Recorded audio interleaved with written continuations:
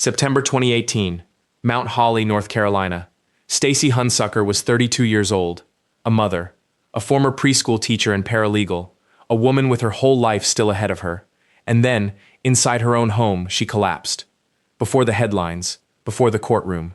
Before any of this had a name, Stacy Hunsucker was simply living her life. She was 32 years old. She had worked as a preschool teacher and later as a paralegal. To the people who crossed paths with her, she was someone who showed up. For her job, for her family, for the people around her. She had been married to Joshua Hunsucker for 8 years. Together, they were raising 2 young daughters in Mount Holly, North Carolina, a quiet town along the Catawba River, the kind of place where people know their neighbors by name. Stacy's health had never been simple. She lived with a heart condition serious enough to require a pacemaker, a detail that would later matter far more than anyone could have imagined.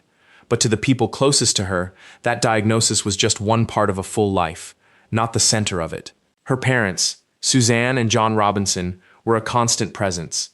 After her death, they would describe her simply as a mother, a daughter, a sister, someone they say is missed every single day. From the outside, the Hunsucker family looked like any other, a paramedic husband, 2 daughters, a mother managing a health condition while still showing up for school events, family gatherings, the small routines of an ordinary life. Nothing about that picture suggested danger, but investigators would eventually return to this same family and ask whether the calm they saw from the outside had ever actually existed. To everyone who didn't know what was coming, Joshua Hunsucker was exactly who he appeared to be. He worked as a paramedic, later as a flight paramedic, the kind of job that put him in life or death situations on a daily basis. He had medical training most people in his life simply didn't have. He understood how bodies reacted to trauma, to illness, to drugs. He knew which symptoms looked alarming and which ones could be explained away. To friends, neighbors, even colleagues in medicine, he came across as steady, capable, the kind of person you'd want responding if something went wrong. But years after Stacy's death, investigators began asking a different question. What was happening inside that marriage that nobody on the outside ever saw? By the summer of 2018, prosecutors say several pressures may have been converging on Joshua Hunsucker at once. There was money. Investigators found that Stacy was covered by life insurance policies worth close to $250,000, a payout that would only become available if she died. There was also another relationship. Authorities later alleged Joshua had become involved with another woman outside his marriage. Prosecutors would argue that this gave him a second reason to want Stacy gone. None of this looked dramatic from the outside. There was no public argument, no incident anyone could point to, no single moment that would have made a neighbor pick up the phone. If investigators are right, what was building wasn't an explosion. It was something quieter than that. Planning, patience, and, eventually, opportunity. Then came September 2018, the month everything was about to change, for Stacy, for her daughters, and for a small town that had no idea what was coming. September 23, 2018. By every account available at the time, it was an ordinary day inside the Hunsucker home. Stacy was there, managing the same health issues she'd lived with for years. To her family, nothing about that day stood out.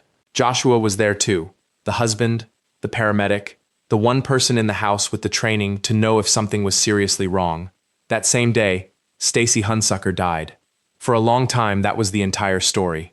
Years later, investigators would allege something very different had taken place. To build that theory, investigators went back over everything they could find: Joshua's movements in the days before her death, his phone activity, what he had told family members, any medical evidence that still existed, and that was the problem. Stacy's body had already been cremated. The most direct evidence, her own remains, was gone. But one thing had survived. Because Stacy was a registered organ donor, a sample of her blood had been preserved separately, set aside for testing that's standard procedure before any donation can move forward. That single sample would become the foundation of the entire case against her husband. When investigators finally sent it for testing, what came back changed everything. In September 2018, Stacy Hunsucker's death looked exactly like what her family had been told. A heart finally giving out after years of struggling with it. There was no crime scene, no signs of violence, no reason on paper for anyone to call in detectives. So no one did. Friends and family grieved. A funeral happened. Life, as much as it could, moved forward. To everyone outside that house, this was simply a sad story. A young mother gone too soon. Nothing more complicated than that. It might have stayed that way. But Stacy's mother, Suzanne Robinson, couldn't shake the feeling that something about her daughter's death didn't add up. She reached out to the North Carolina Department of Insurance, raising concerns about the speed of Joshua's insurance claim and the way he'd handled everything in the days after Stacy died. That single phone call is what set the investigation in motion. What had been filed away as a private family tragedy was reopened, this time as a possible crime. Detectives began asking questions that hadn't been asked the first time around, about the cremation, about the insurance money, about a husband who, by his mother-in-law's account, hadn't seemed like a man in mourning at all. A death that had looked closed for months was about to become anything but. Most homicide investigations start with a body. This one didn't have that luxury. Stacy Hunsucker had already been cremated months earlier. There was no crime scene to process, no autopsy to fall back on. Detectives were building a case almost entirely backward, starting with suspicion and working to find proof that could still exist. That's where the preserved blood sample became everything. When the sample was finally tested, the results were stark. Stacy's blood reportedly showed tetrahydrozoline levels 30 to 40 times higher than what would occur from any normal accidental exposure. This wasn't a trace amount from using eye drops the way they're meant to be used. This was a concentration that pointed somewhere else entirely. That single number opened up a new set of questions. How did that much of the chemical get into her system? Who had access to her food and drinks over an extended period of time? And, ultimately, who stood to gain from her death? By the time Joshua Hunsucker was arrested in December 2019, prosecutors believed they had enough to call Stacy's death exactly what they thought it was: a deliberate poisoning carried out over time by the one person closest to her. He was charged with first-degree murder, insurance fraud, and obtaining property by false pretense. He posted a $1.5 million bond and walked out of jail to wait for trial. That should have been the end of new developments. It wasn't. While free on bond, prosecutors say Joshua set fire to medical equipment aboard a helicopter mid-flight, forcing an emergency landing. Then, in February 2023, he reported being kidnapped, claiming he'd been pistol-whipped, zip-tied, and injected with an unknown substance, and naming his own father-in-law as the attacker. Investigators searched for evidence to support the claim. They found none. Authorities concluded the entire story had been invented. An attempt, they said, to shift suspicion for Stacy's death away from himself and onto the Robinsons. Then came an allegation more disturbing than anything before it.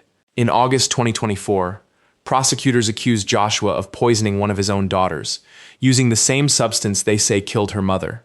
Joshua denied all of it. He pleaded not guilty to every charge against him, from the murder itself to the fraud, the staged kidnapping, and the new counts of witness intimidation and obstruction. But to investigators and prosecutors, the pattern was no longer something that could be explained away as bad luck or coincidence. One incident might be a fluke, a second might be a stretch. By the third and fourth, they argued, it had become something else entirely, a person who kept returning to the same method and the same family, again and again. As of 2026, the case is still active. Hunsucker has continued to appear in court for arraignments and procedural hearings, with a trial on the murder charge anticipated later in the year. The daughter poisoning and witness intimidation charges are expected to be tried separately. Nearly 8 years after Stacy Hunsucker died, her family is still waiting for a courtroom to decide what actually happened inside that house. At its core, this case has never really been about eye drops. It's not about insurance policies or motive theories or what gets argued in a Gaston County courtroom. It's about a life that ended far too early. A mother who never came home to her daughters. Parents who have spent years searching for answers about how their daughter died and why. A family that has been changed permanently by a single death in September 2018. In a statement released after Joshua's arrest, Stacy's family said simply that they would not rest until justice was served, and that they would make sure her daughters never forgot what kind of mother she had been to them. Stacy Hunsucker was 32 years old, a preschool teacher, a paralegal, a wife, a mother of two, a daughter, a sister. To the people who loved her, that's still who she is. Missed, her family says, every single day. Whatever a courtroom ultimately decides, that part of her story was never in question. Not how she died, but who she was, and the people who continue to carry her with them.